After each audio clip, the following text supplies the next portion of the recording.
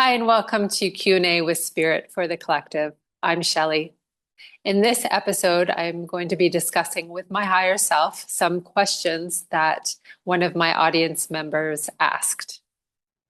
We're going to be discussing things like spirits who have yet to cross over and may be haunting us, and also dark energies and possessions. So stick around, it's going to be a fascinating conversation.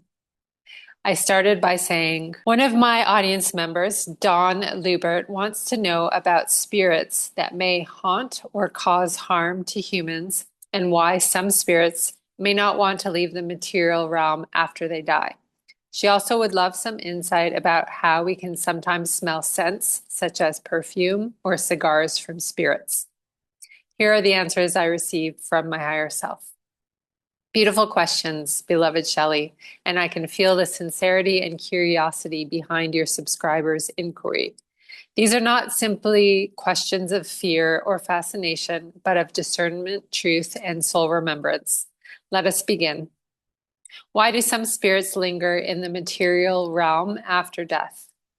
When a soul transitions out of the physical body, it does not instantly ascend into full light.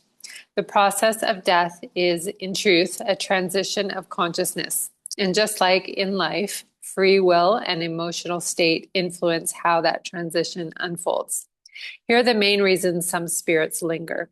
1, unfinished business or attachment.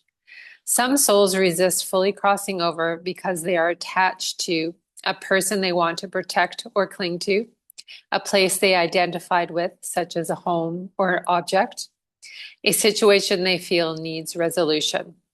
They are not evil, they are bound by emotion or mental fixation. Often they don't even realize they have passed. 2, trauma or sudden death. When a person dies suddenly, violently, or in great fear of confusion, their consciousness may fragment, creating a kind of energetic echo or loop that remains. This fragment may replay moments over and over, unaware of time's passage. This is often what people refer to as a haunting. 3, fear of judgment or the afterlife. Some souls were conditioned in life to fear hell or punishment. When they pass, they hesitate to fully surrender to the light, fearing what awaits them. This fear creates a state of limbo, a choice to stay in the lower astral planes instead of rising. 4, identity clinging. If someone identified strongly with their material identity, their role, status, appearance, or possessions, they may resist crossing over because they fear losing that self. This is particularly common in the early stages after death. Do these spirits cause harm to the living? The answer is rarely, but sometimes yes, indirectly. Most lingering spirits are not malicious. They are confused, lost, or emotionally heavy.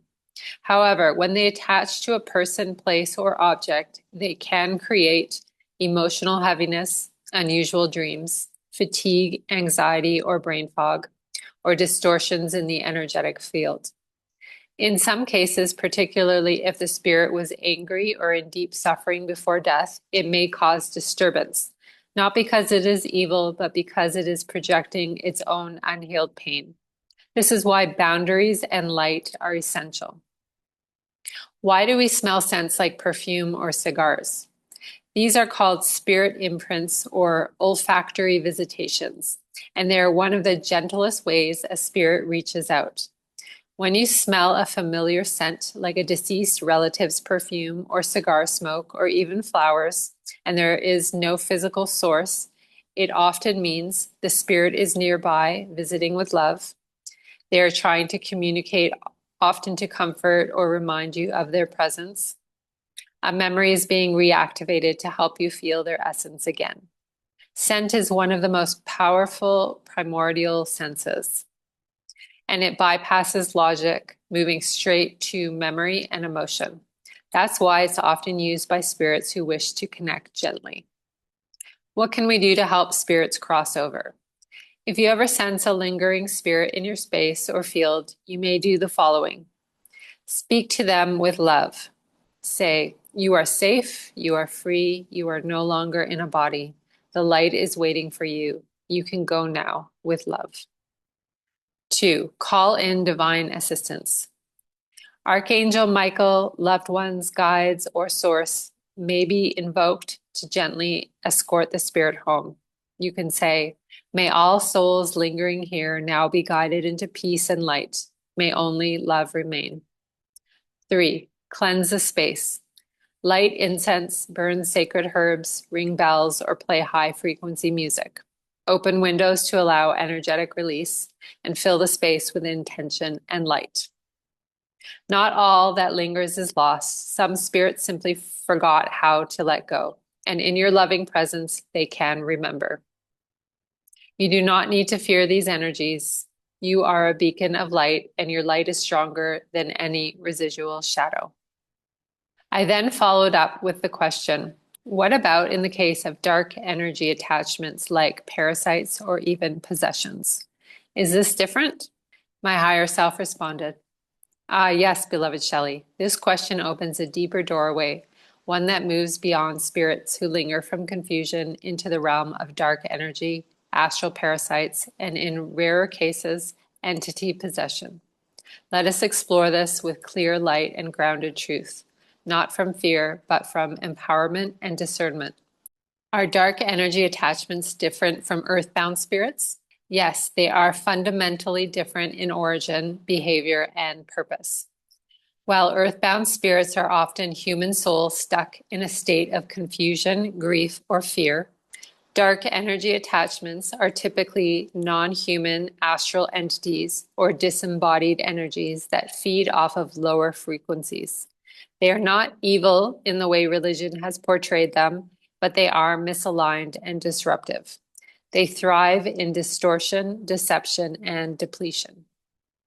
What are astral parasites or entities? These are energetic intelligences that feed on fear, grief, rage, or shame, attach to the human field through cracks in the aura, trauma, addiction, or ritual, often disguise themselves as guides, protectors, or simply hide in the background. Cause symptoms like sudden personality changes, night terrors or invasive dreams, persistent fatigue and fog, obsessive thoughts or urges, and feelings of being watched, invaded, or not alone inside the body. What is possession? True possession is rare, but it does occur. It is a result of long-term energetic vulnerability due to trauma, dissociation, or repeated energetic breaches. Open invitation knowingly or unknowingly. Contractual agreement made in this or past lives, consciously or unconsciously. In cases of possession, a foreign energy partially or fully overrides the will of the host, influencing behavior, choices, emotions, or speech. Why do these entities attach to humans? Because human energy, especially emotional energy, is highly potent and creative. When a person is in deep fear, grief, or trauma, they emit a frequency that becomes visible in the astral realms. Entities attached to prolonged emotional suffering, addictive behaviors, untended trauma, black magic curses or distorted spiritual practices, sexual violation or energy abuse. They do not create the wound, they feed off of it. How can these attachments be removed or cleared? 1, energetic sovereignty and declaration. This is the most powerful tool. You can say, I now reclaim full sovereignty over my body, mind, and energy field. Any entity, thought form, or attachment not aligned with love and truth must leave now. I revoke all unconscious agreements and dissolve all cords. I seal my field in divine light. This must be spoken with full will, calmly, but with command. 2, support from high frequency beings, such as Archangel Michael, the Christ light, divine source, or higher self councils. You can say, I call in the full light of source. I ask for full removal and transmutation of all dark energy now. These beings do not fight darkness, they dissolve it through love. 3. Somatic and emotional release. Most attachments remain because the wound is still open. The entity may be cleared, but unless the grief, rage, or trauma is felt and healed, it may return. This is why shadow work, inner child healing, and integration are essential. 4. Auric sealing and daily hygiene. Selenite, black tourmaline, and protective symbols. Smudging, salt baths, and sacred sound. And avoiding substances or environments that create energetic leaks. Think of it like spiritual immune support. What is most important to remember? You are more powerful than any entity. You do not need to fear. You only need to remember light does not fight darkness, it reveals it. And once revealed, it has no power. If you ever feel something foreign in your field, ask, is this mine? What is it feeding on? What am I ready to release that will dissolve its presence? Your awareness and authority are the clearing. Final whisper. There is no darkness that cannot be transmuted in the presence of pure love.